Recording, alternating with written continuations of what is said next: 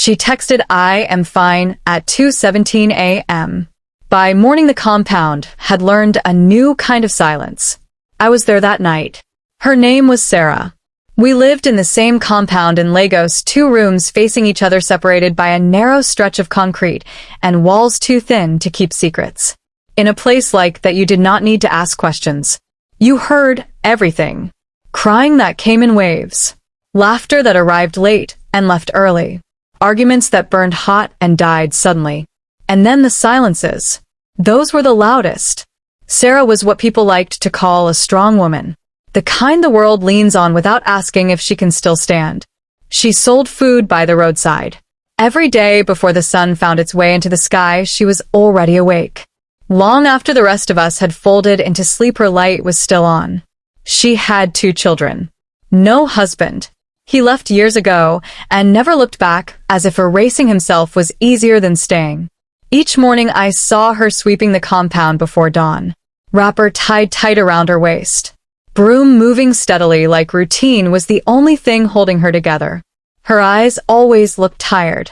Her smile polite practice then. If you asked her "How are you?" she never hesitated. "I'm fine." That night the rain came hard.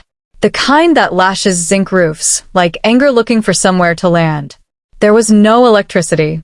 The darkness felt thicker than usual.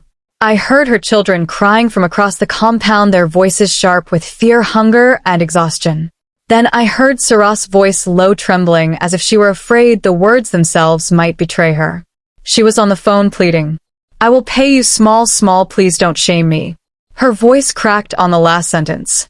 Later, everything went quiet. Not peaceful quiet. The kind that feels unfinished. At 2:17 a.m. my phone vibrated. A message from Sara. "I'm fine, sorry to disturb you." I stared at the screen. My fingers hovered. I almost replied. I did not. I told myself what I had told myself so many times before. She is always fine. Morning came, but Sara did not. Her door stayed shut. Her children did not run into the compound. No pot met fire. No broom scratched the ground. No radio filled the air with noise meant to distract from thinking. We knocked. Once. Twice. Again. No answer. When the door was finally forced open, I saw her lying there. Still. Peaceful like sleep, but the room itself felt wrong. Too quiet. Too final. On the bed beside her was her phone. The screen was still lit. That message was the last thing she ever said. Later people talked the way people always do. They said life is hard. They said she should have spoken up. They said God knows best. But I know something they do not. She did speak. She just did not use words we were trained to hear. When Sara said "I'm fine," she meant, "I'm tired. I'm drowning.